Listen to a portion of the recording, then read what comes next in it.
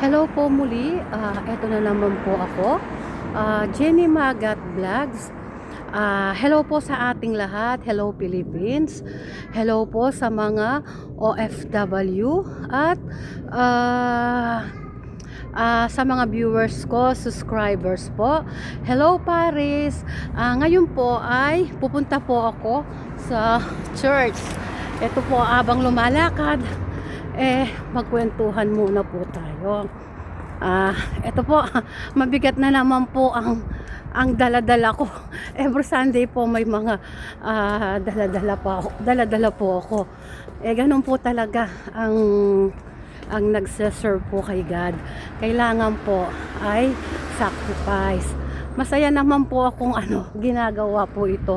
Wala pong reklamo sa sabi nga, ganun po talaga, sacrifice po talaga. Basta po, masaya sa puso po natin, gawin po natin para makatulong po tayo. Ayan po, ako, mabigat po, kaya medyo uminto muna po ako dahil inihingal po ako kasi medyo malayo-layo po sa train ang aming bahay. Mga 8 minutes walk po. Pero po ako dahil pahinto-hinto, minsan 10 minutes po siya.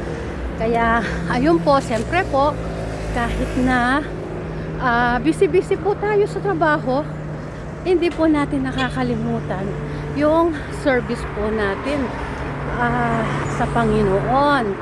Yun po kasi ang pinaka-importante sa ating mga tao na nilalang po ng Panginoon Diyos. Hindi lamang po na puro nagtatrabaho po tayo. Kailangan po natin mag-church para naman po na ayun nga po yung magkaroon po tayo ng knowledge po sa Panginoon po. Tsaka ini-encourage ko po kayo, masaya po yung nasa loob po ng church, yung po bang may community, yung kumbaga ang community mo po, yung church. Hindi man po perfect ang mga tao sa church, pero mas maganda po na ang mga kaibigan mo ay malapit sa Diyos. Kasi hinto muna po ako.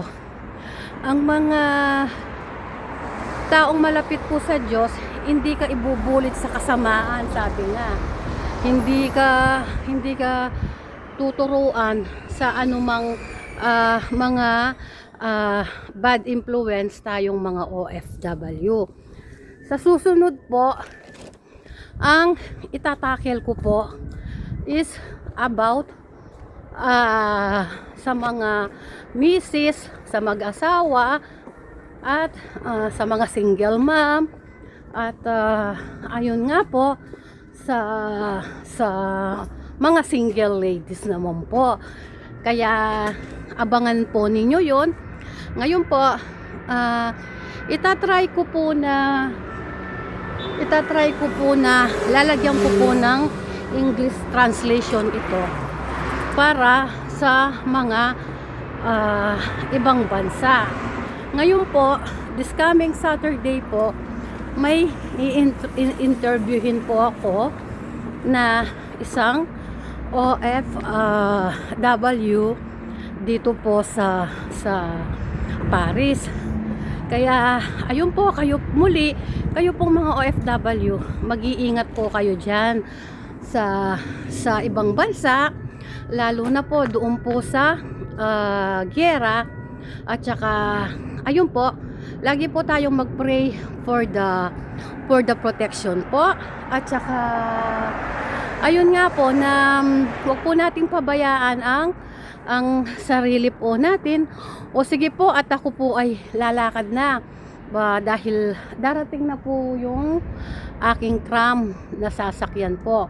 Marami pong salamat sa aking mga subscribers at viewers. ang pagsusubscribe po ninyo at panonood is malaking tulong po ito. Someday, if God's will, naging successful po ito, magcha-charity po tayo sa Pilipinas. Siyempre po, unahin po natin ang bansa po natin, lalo na po marami pong mahihirap na nandoon na nangangailangan po ng tulong sa abot po ng ating makakaya po. Yun po ang desire po ng aking puso. Normally po, noong ano po, kung sabi ko nga, kung makakapagbakasyon ako, meron po akong dinidesire sa Pilipinas, yung sana magpapakain ako at ano, pero po siguro hindi pa right time. Sabi nga, darating din po ang right time na makakauwi po ako, makakapagbakasyon ako sa Pilipinas. O sige po, bye-bye po. Have a blessed day. Dito po sa Paris is Sunday. Pero, ile-late upload ko na po ito dahil pupunta po ako ng church. Mamayang gabi na po ako mag-upload. Salamat po. Thank you po. God bless po.